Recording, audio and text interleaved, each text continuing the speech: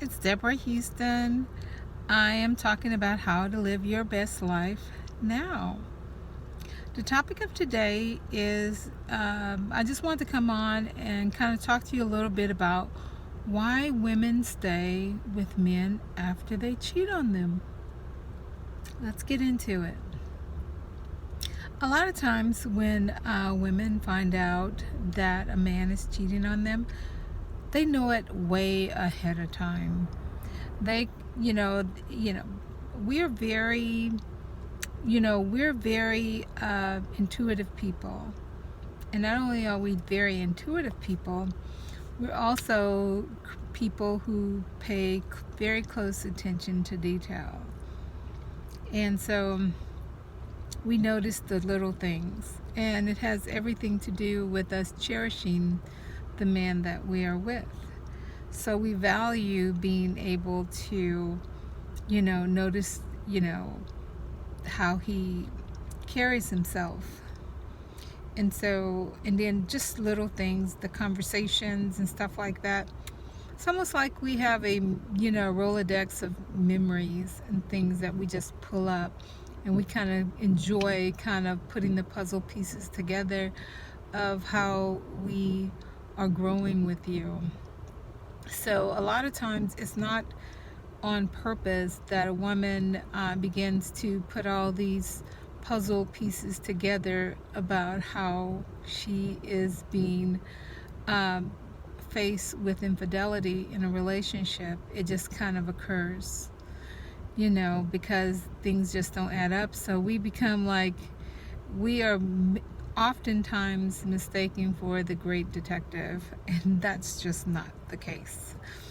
We just happen to value, every little aspect of our intertwined lives with the person that we are with. Now, what makes a woman stay with the man after they've cheated? There are a few different reasons that a woman will stay with a man after he cheats. One is she's so focused on, how far they've come in her investment in the relationship, be it time, effort, her resources, things like that. Shared family,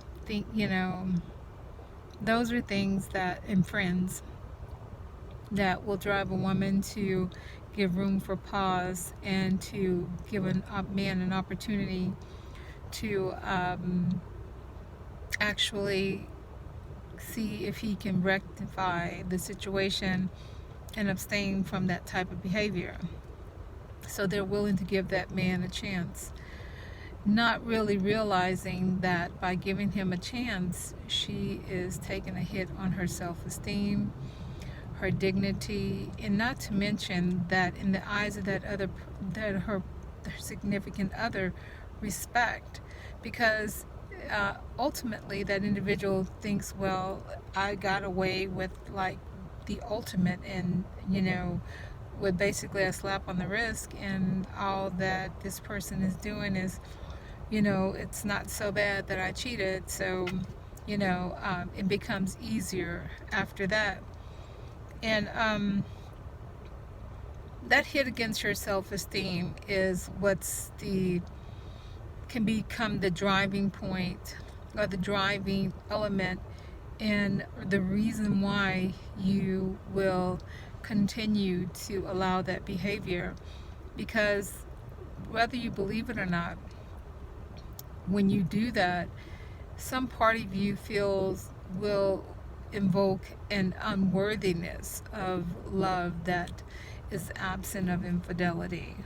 And so there's a struggle, because you have to toe the line with being able to be consistent with your requirements and what would make you walk away. So, that's one of the reasons why, taking them back, not really making them work for your trust, and and dealing with or accepting them back. Another reason why women accept infidelity and try to work past it is because of the children. They have children together. They have intertwined lives, and so it's very, and it's in this day and age, there's so many people that get together and they've been associated with broken families, and they never really grew up with a mom and a dad, so they really struggle to try to make that happen, oftentimes to their detriment. Just like the first scenario, it ends up being a scenario where that person will constantly abuse them, and then on top of everything else, there's a lot of dignity and self-respect that ends up being lost in lost altogether. The last one that I want to kind of share is the reason why most people still stay is finances and shared goals just past the marriage.